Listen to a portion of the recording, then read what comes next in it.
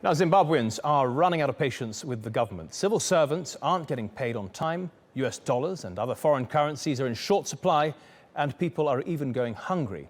A protest leader has now been charged with trying to overthrow the government. So what's next for the country? Joel Flynn has this report.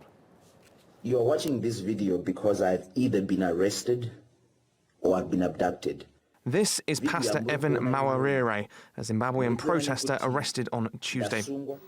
Until recently, very few people inside Zimbabwe had heard of him, but today many know him as the face of the country's biggest anti-government movement in a decade, and he's now been charged with trying to overthrow the government as well. In a video recorded before his arrest, Mawarire asked his followers to press ahead with planned protests. Those began last week. Homes and shops closed in action they hoped would force President Robert Mugabe to do something about a deeply troubled economy. The one thing that you have to understand that this is doing is that it is uniting the citizens. It's bringing the citizens into one unit. For the first time in a very long time, we're doing something together. The demonstrations were supposed to shut down the country.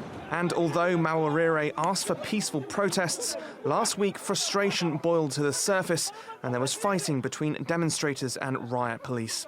But on Wednesday, those protests were reported to have evaporated and shops stayed open.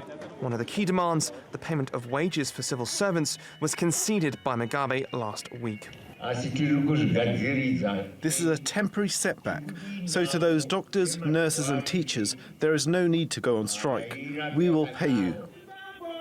Those words might have proven to be enough for now, but the nation's history is filled with disappointment. When Robert Mugabe assumed office in 1980, Zimbabwe was a country of promise. But in the 35 years since then, it's fallen into economic crisis. The GDP per capita, adjusted for inflation, was broadly steady for 2 decades before Zimbabwe defaulted on IMF loans in 1999. Then, in March 2003, the US implemented sanctions following allegations of human rights abuses, and others quickly followed suit. In 2008, inflation hit 500 billion%. A year later, it abandoned the Zimbabwean dollar in favor of using foreign currencies instead. A $1 billion loan deal with the IMF to help clear its debts could now be within sight.